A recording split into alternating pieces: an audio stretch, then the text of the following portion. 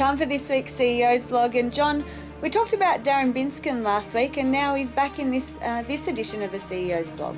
Yeah, I had a bit of a shot at DJ last week, but it unfortunately fell out later in the afternoon at Menangle. He bounced back up and said, "I'm all right," the tough guy he is, but DJ ended up in hospital. He's still a bit sore and sorry, and that leads me really to where we have to be and how we have to think about what happens after falls. Yes, we have paramedicals, people there to attend to the trainers or the drivers rather, but we need to look at it a little bit more holistically and make sure that they get the right attention post those falls. And if that means going to hospital, that's what it'll mean. Okay, well, from that, let's talk about some people that broke through in the winner's circle, really. We had the young and the old, and I guess patience paid off for a couple of our participants. Certainly, in Tamworth, Wayne Gray, breaking through, I think, might be the right way of putting it. Wayne's 70 years old. Trainer, driver, he won so very well up there, but Wayne hasn't had a drive for quite a few years, so he's leading up the older brigade for this week, I suppose. And of course we've got Neville Condon that's always there battling around. Neville's 80, Wayne's 70, so yes, we take it forward with the older ones. And of course down in Canberra, Georgia Sutherland won her first race.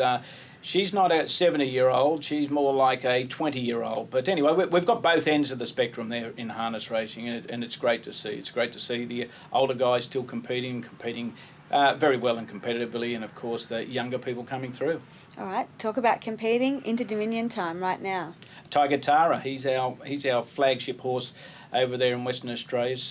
Lenny the Shark, of course, is also a New South Wales horse, but I won't go too far there. But no, to Kevin and Karen and the crew and Toddy, Tiger Tara, he flew the flag very high last night, and hopefully he'll go on to the third round of heats, win again and carry off the final. Yeah, and Yaya's hotspot almost got there. Yeah, he's there. He needs to do a little bit more to make the final, and we hope he does do that on Friday night. All right, and on Inter Dominion news, there was some interesting news that broke out on the Great Series last week. And that news is probably news that was well known, that Harness Racing New South Wales and Club Menangle, along with Harness Racing Victoria and Harness Racing New Zealand, had placed in a tender to take over the series for the next 9 years. It was accepted by the Inter-Dominion Event Committee. Now, the finite details of what those carnivals will be have not been determined. There's been a little bit of a reaction out there to some leaked information, but the group will get together, the tender partners will get together post the Inter-Dominion, because we're celebrating the Perth Inter-Dominion now. It is the event that we should be focusing on. It's a great carnival that Mick Radley and the team have put on in Western Australia. So let's think about Perth for now, and we'll think about where we're going for the next 9 years after that. Okay. All right, well, let's talk about continuing our flagship feature races. Leeton and their Breeders' Plate is coming up. I think it's on the 26th of January, and nominations close soon. Yeah, change of date. It traditionally or normally was held around the Christmas New Year period. Well, we've moved it back to the 26th of January to fit in with our policy with two-year-old racing. But nominations for the Breeders' Plate close on Friday. So anybody out there that has a two-year-old that's showing a little bit of promise, they should just put in that nomination with the Leeton Club and be there hopefully at the end of January. Yeah, some good prize money, $40,000 I believe. Also, Breeders' Challenge payments are due. They're due also. They're due Thursday. So anyone that has hasn't paid up for a horse, you need to pay up for that horse now, because if you miss that payment, you'll be out of the series for this term. So I suggest everyone pays up, because it's great prize money. $125,000 finals for the 2-year-olds, $150,000 finals for the 3-year-olds. We've got the 4-year-olds at $100,000, and of course we've got the regional finals and the blue finals. So there's plenty of money there to be won, but you must be paid up and you must be eligible.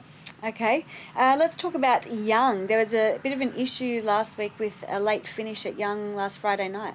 Yeah, the late finish was to coincide with those Inter-Dominion heats, and we had plenty of horses. But there were concerns from the horsemen that such late finishes are a bit of a stress on their lives and on their workplace environments. So it was addressed at the board. Of course, they look at things very closely, and wherever possible, and most definitely, we'll be looking at 10:30 finishes for race meetings going forward. There may be rare exceptions to that, but 10:30 seems to be the ideal time that the horsemen need to get back on the road or shortly thereafter and head on home. Okay. All right, and one more thing. We had the passing of Mick Porter this week. Yeah, Mick Porter, a silent guy around harness racing, but a guy that was always there, very much connected with the Bull Eye Club. Lots of winners, Mick. A true gentleman. Every time I'd come across him at the track, be it Harold Park, Menangle Park, Bankstown, Penrith, Bull Eye, wherever it was, Mick always said hello. Mick always, gave you a compliment where there was compliment due. Certainly didn't in any critical way point out what was an issue in the sport, but he was a true contributor, Mick. So to his family, our condolences on behalf of the board, the staff of Harness Racing New South Wales, and the entire harness racing fraternity. Okay, and is that it for this week's edition, John? That's it for this week, Amanda. All right, we look forward to next week. Certainly.